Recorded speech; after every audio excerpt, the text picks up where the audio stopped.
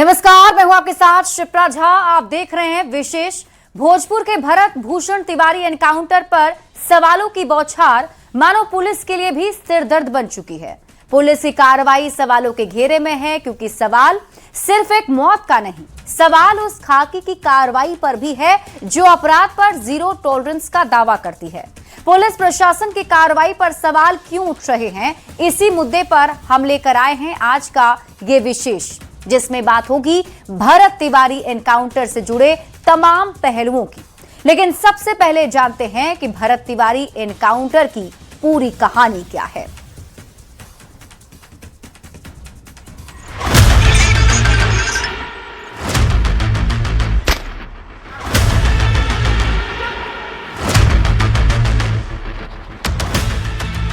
Bhojpur police के encounter पर सवाल क्यों खड़े हो रहे हैं?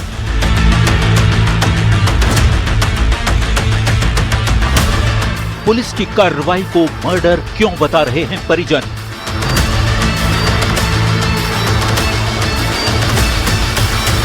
गाड़ी में ले जाके सका के हेजा मारल बा गोली से, और ओकरा बाद हेजा मारल बा। भरत तिवारी के सरेंडर करने के बाद पुलिस ने क्यों चलाई गोलियां? मतलब अचानक आना, अचानक गोली मार देना, ये कौन सा कानून है? क्या है भरत तिवारी की हत्या के आरोपों की सच्चाई?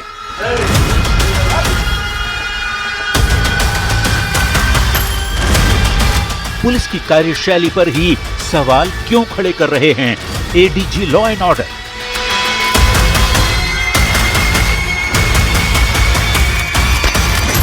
इस मामले में लापरवाही जो है इस परिप्रेक्ष्य में सामने आई है। सवाल, सवाल और सिर्फ सवाल। इतने सारे सवाल जिसने लोगों को सोचने पर मजबूर कर दिया है कि आखिर भरत तिवारी के एनकाउंटर का सच क्या है।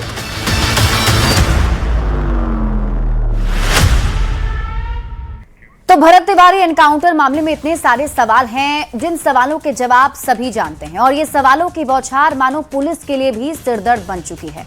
पुलिस की कार्रवाई भी सवालों के घेरे में है, क्योंकि सवाल सिर्फ एक मौत का नहीं है, सवाल उस खाके की कार्रवाई पर भी है जो अपराध पर जीरो टॉलरेंस का दावा करती है। पुलिस प्रशासन की कार्रवाई पर सवाल क्यों उठ रहे हैं, इसी मुद्दे पर आज हम आपको विशेष में सारी खबर दिखाने वाले हैं, जिसमें बात होगी भरत तिवारी एनकाउंटर से जुड़े तमाम पहलुओं की। लेकिन सबसे पहले जान लेते हैं कि भरत तिवारी एनकाउंटर की जो पूरी कहानी है वो क्या है।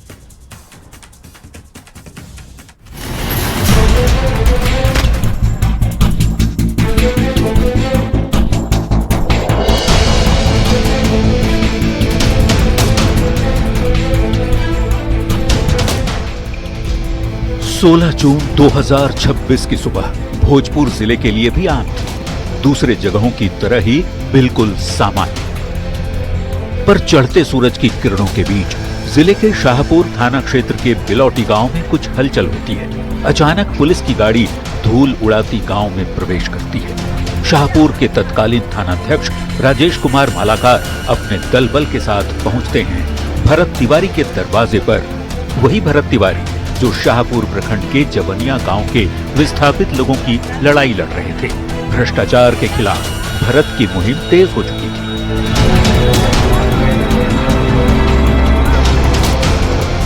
खैर, बात हो रही थी पुलिस की टीम के भरत के घर आ धमकने की। पुलिस वाले भरत तिवारी से बातचीत करने पहुंचे थे, पर भरत तिवारी पुलिस के सामने हाथों में पिस्टल लेकर पहुंचे, एकदम फिल्मी स्टाइल का। भरत तिवारी और पुलिस कर्मियों के बीच तीखी बहस शुरू होती है और थोड़ी देर में यह वीडियो सोशल मीडिया पर वायरल हो जाता है।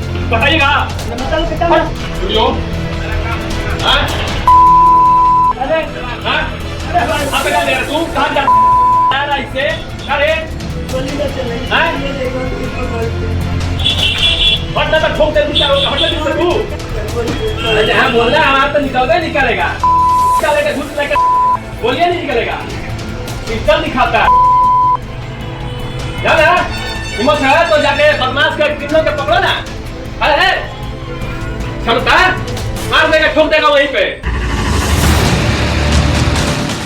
भोजपुर पुलिस की तरफ से देर शाम एक प्रेस रिलीज जारी किया जाता है, जिसमें भरत तिवारी को मानसिक रूप से विक्षिप्त करार देते हुए उसका इलाज करने की बात कही जाती है।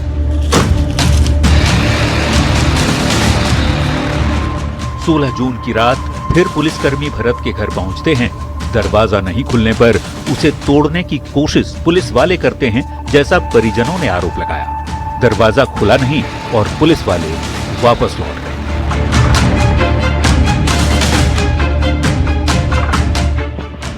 17 जून 2026 सुबह के करीब 6 बज रहे थे, तभी पुलिस वालों की टीम भरत तिवारी के घर आ धमकती है। मकान को चारों तरफ से घेर लिया जाता है। पुलिस की टीम भरत तिवारी को आत्मसमर्पण करने को कहती है। तभी एक वीडियो सोशल मीडिया पर वायरल होता है, जिसमें भरत तिवारी अपने घर की छत से फायरिंग करते दिखते हैं। फिर पुलिस कुछ दूर वापस चली जाती है। इस बीच परिवार वाले भरत तिवारी को समझाते हैं। खुद मां आशा देवी बेटे के पास आकर कुछ कहती है। तभी अचानक भरत घर से निकलकर पहुंच जाता है जवनिया गांव के विस्थापितों के बीच। यहां भी भरत के हाथों में पिस्टल दिख रहा होता है। भरत तिवारी के पास मौजूद पिस्टल अवैध था। कब और कहां से उसने पिस्टल खरीदी, परिजनों को इसकी जानकारी नहीं थी। कुछ देर बाद शाहपुर थाने की पुलिस और अधिकारी दल बल के साथ भरत तिवारी के करीब पहुंचने की कोशिश करते हैं।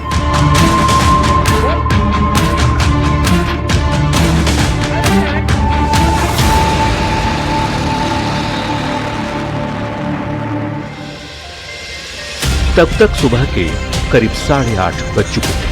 भरत तिवारी अपने सोशल मीडिया फेसबुक पेज पर लगातार लाइव था। फेसबुक लाइव के जरिए भरत लोगों की समस्याओं के साथ अपनी बातें भी रख रहा था।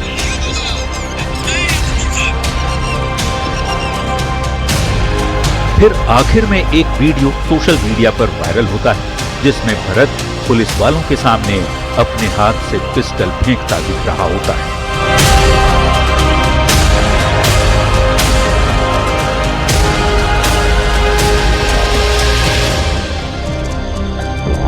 यहाँ पे जो है वो भरत तिवारी खड़े थे, हाथों में उनके पिस्टल था और चारों तरफ से पुलिस फोर्स जो है वो मोर्चा संभाली हुई थी। जो डीएसपी की गाड़ी थी वो 1 पॉल के डिस्टेंस यानी कि 28 कदम की दूरी पर थी। इसके बाद जो हुआ वह पुलिस एनकाउंटर पर कई सवाल खड़े कर रहा है। परिजनों का आरोप है कि भरत के सरेंडर करने के बाद उसे 4 गोलियां मारी गई। चश्मदीद बताते हैं कि सभी लोगों को पुलिस ने मारपीट कर काफी दूर खदेड़ दिया और फिर उसके बाद भरत तिवारी को गोली मारी गई। हम आगे खड़ा हुए सामने। घटना के तुरंत बाद इलाज के लिए आरा सदर अस्पताल में भरत को भर्ती कराया गया, जहां डॉक्टरों ने बेहतर इलाज के लिए उसे पटना पीएमसीएच रेफर कर दिया, पर इलाज के दौरान उसकी मौत हो गई।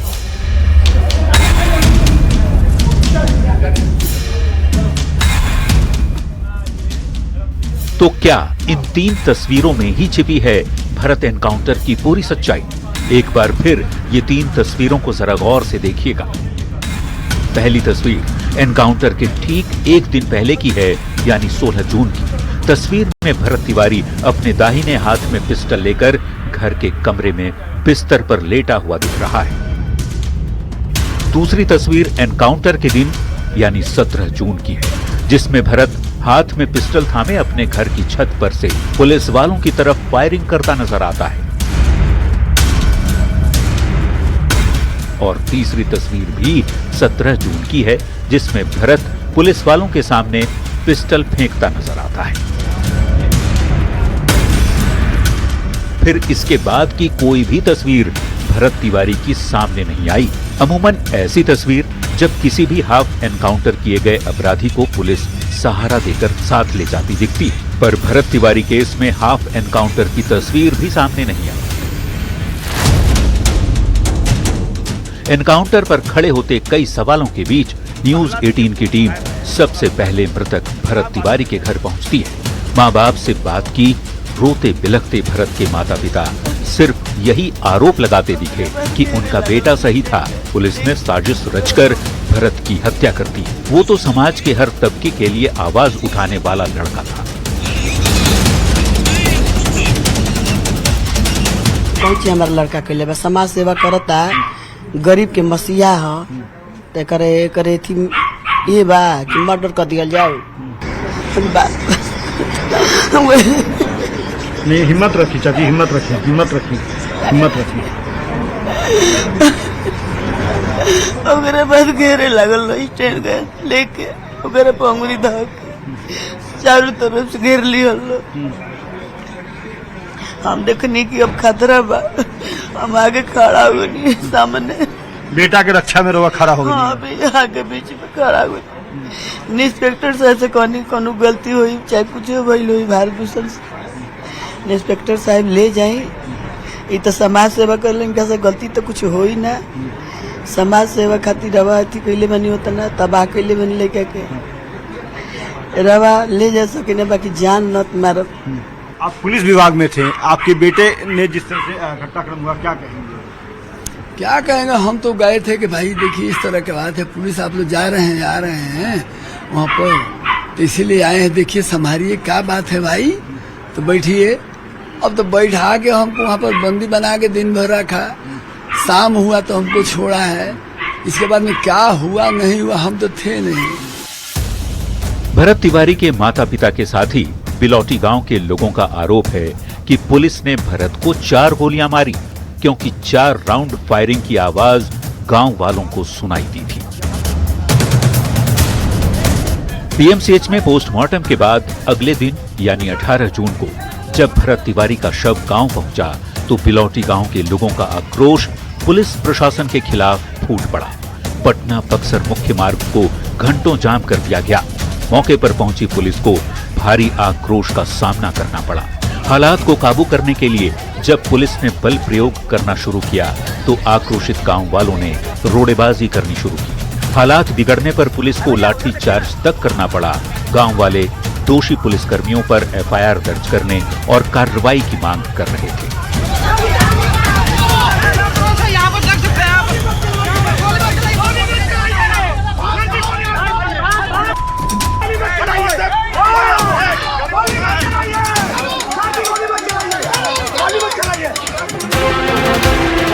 तकरीबन 7 घंटे बाद पीड़ित परिवार की ओर से स्थानीय जगदीशपुर अनुमंडल पुलिस पदाधिकारी शाहपुर के तत्कालीन थाना प्रभारी पर मुकदमा दर्ज करने का आवेदन दिया गया। तब जाकर सड़क पर से भरत तिवारी का शव हटाया गया।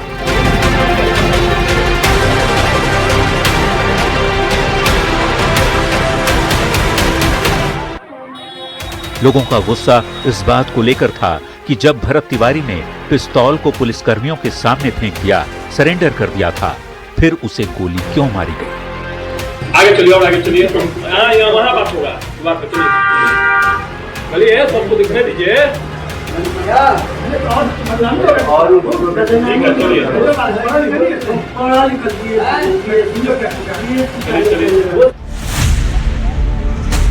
लोगों की माने तो भरत तिवारी जवैनिया गांव के विस्थापितों के लिए किसी भगवान से कम नहीं थे। सड़क, बिजली, पानी उन लोगों तक यदि पहुंचा तो सिर्फ भरत की ही वजह से। लोगों के लिए ऐसे ही आवाज उठाने की सजा भरत को दी गई, ऐसा आरोप बिलौटी गांव के लोग लगा रहे हैं। जिन भ्रष्ट अधिकारियों ने, पुलिसकर्मियों ने उनका एनकाउंटर किया, उनको सजा हो। उन्होंने जिस उद्देश्य के लिए अपना बलिदान दिया, उनका उद्देश्य पूरा किया जाए। वो जाति पाति से ऊपर उठकर सबके समाज के लिए काम कर रहे थे। बहुत गलत हुआ है भरत तिवारी के साथ, इसलिए कि वो केवल ब्राह्मणों के नेता नहीं थे, वो पूरा समुदाय के नेता थे, पूरा समाज के लिए लड़े हैं। और इसके बाद भी उनको एनकाउंटर दिखाया जाता है जबकि उनको हत्या की गई है। सोशल मीडिया पर भरत तिवारी काफी एक्टिव रहा करता था।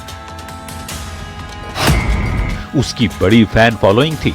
एनकाउंटर के दिन तक भरत तिवारी के फेसबुक अकाउंट पर करीब 4400 फ्रेंड्स थे। लेकिन मौत से 1 हफ्ते के बीच यह आंकड़ा चौंकाने वाली रफ्तार से बढ़कर 1,75,000 के पार चला गया। पहले आरा शहर में कैंडल मार्च,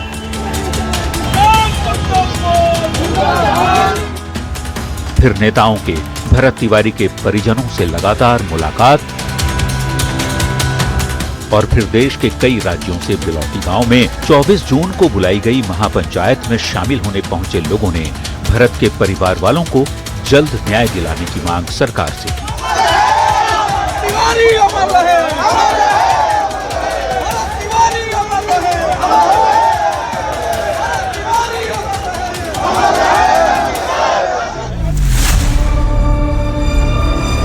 भरत तिवारी के पिता काशीनाथ तिवारी बिहार पुलिस के रिटायर्ड कर्मी हैं। बड़े भाई बसंत तिवारी घर पर रहकर खेतीबाड़ी करते हैं। छोटा भाई चंदन तिवारी भी खेती में परिवार का साथ देता है। भरत तिवारी की एक बहन रूबी तिवारी हैं, जिनकी शादी हो चुकी है। अब पीड़ित परिवार के ऊपर दुखों का पहाड़ टूट पड़ा है। बेटे के गम में मां बार बार बेहोश हो रही हैं, बार बार एक ही रट लगा रही है, मेरे बेटे को खाकी वालों ने मार डाला।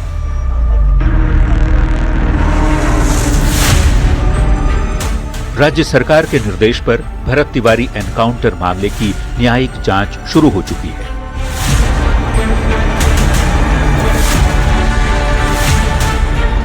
पटना हाईकोर्ट के रिटायर्ड जज विनोद सिन्हा बिलौटी गांव पहुंचकर परिजनों का पक्ष जान चुके हैं। सरकार हर एक बिंदु की जांच की बात कह रही है।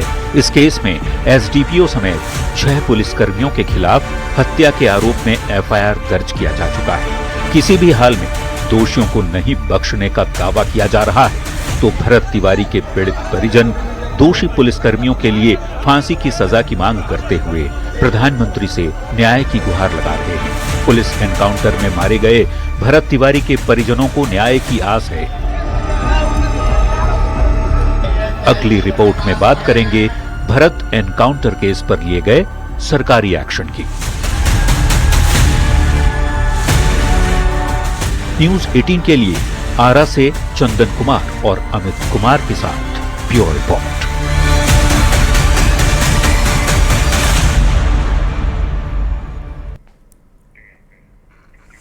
तो भरत भूषण तिवारी एनकाउंटर पर मचा है घमासान। पुलिस की दलील है कि भरत अवैध पिस्टल लेकर उन पर फायरिंग कर रहा था, इसलिए सेल्फ डिफेंस में गोली चलाई गई।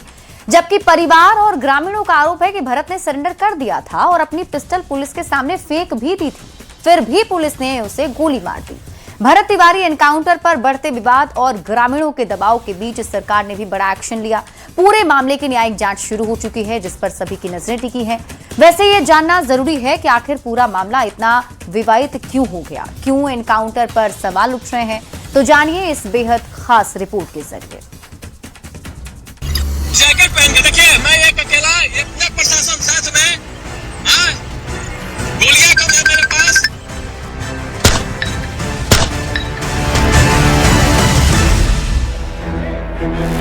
भोजपुर जिले का चर्चित भरत भूषण तिवारी एनकाउंटर केस, वो पुलिसिया कार्रवाई जिस पर उठ रहे हैं कई सवाल।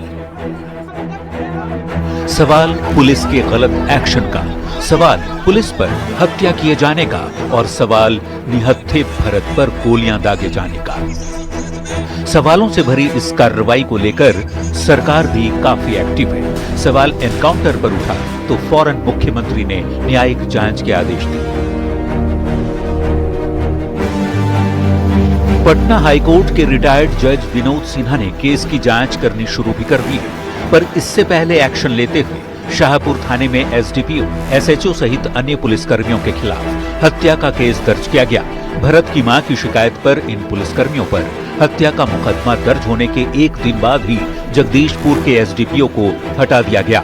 किसी भी हाल में दोषियों को नहीं बख्शे जाने की बात सरकार की ओर से लगातार कही जा रही है।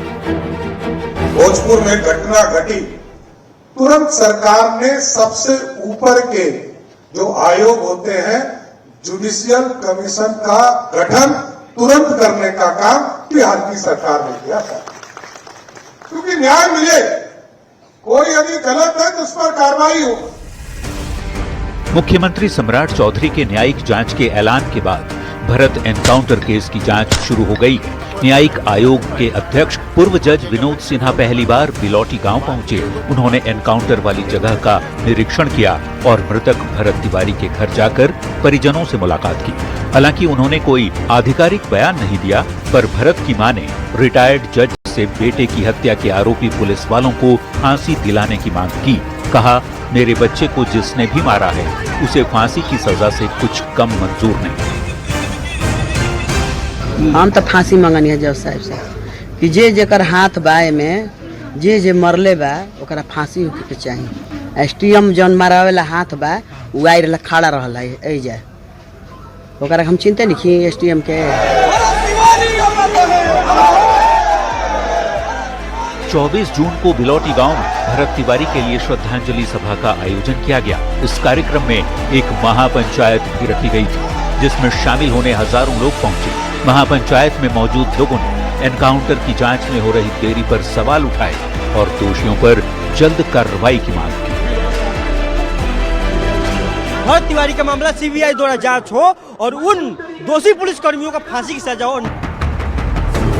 भरत तिवारी के एनकाउंटर में मौत के बाद नेताओं का लगातार पीड़ित परिजनों से मिलने का सिलसिला भी देखने को मिला। सभी ने एक सुर में दोषी पुलिस वालों पर कार्रवाई की मांग के साथ ही पीड़ित परिवार को न्याय दिलाने की मांग सरकार से की।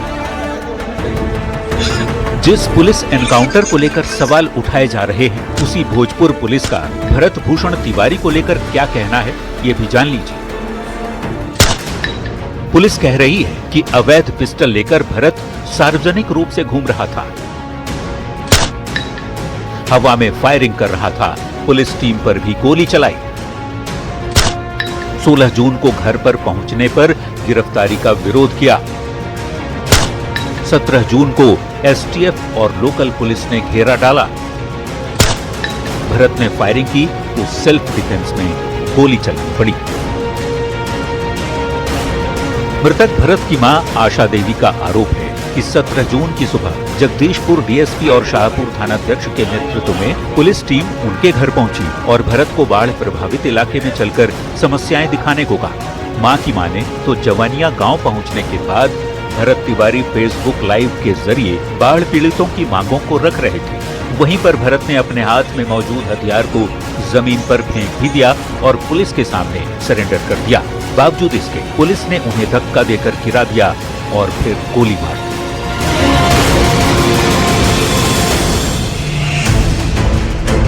ADG law and order Sudhanshu Kumar ने भोजपुर पुलिस की कार्रवाई पर सवाल उठाते हुए माना है कि 16 तारीख को भरत के घर पहुंची पुलिस टीम ने मामले को ठीक से हैंडल नहीं किया। इस मामले में लापरवाही जो है इस परिप्रेक्ष्य में सामने आई है कि जब पहली बार वो 16 तारीख को हमारे पदाधिकारी वहां गए थे तो उसमें जो अभियुक्त था उसको उन्होंने ठीक से हैंडल नहीं किया और टाइमली उसको नियंत्रण में नहीं ला सके। पुलिस की कार्रवाई जारी है। 24 जून की रात भोजपुर के एसपी पीड़ित परिवार से मिलने पहुंचे। परिवार के सदस्यों की एक एक बात सुनी और ये भरोसा दिलाया कि पुलिस सभी बिंदुओं की बारीकी से जांच कर रही है। वैसे एनकाउंटर में मारा गया 28 साल का युवक भरत भूषण तिवारी क्या करता था, ये भी जान लीजिए।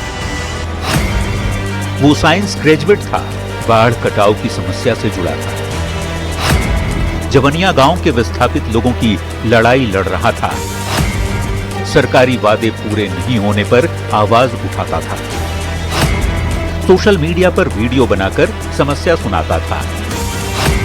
16 जून को पिस्टल के साथ वो वीडियो बनाते दिखा था। वीडियो देखकर भरत के गांव बिलौटी पहुंची थी पुलिस, लेकिन 2 दिन के घटनाक्रम के बाद 17 जून को एनकाउंटर में भरत मारा गया। अब इस पूरे मामले की जांच पर सभी की नजरें टिकी हैं। जांच रिपोर्ट आने के बाद ही ये साफ हो पाएगा कि मुठभेड़ की परिस्थितियां क्या थी और लगाए गए आरोपों में कितनी सच्चाई है। न्यूज 18 के लिए आरा से चंदन और अमित कुमार के साथ ब्यूरो रिपोर्ट।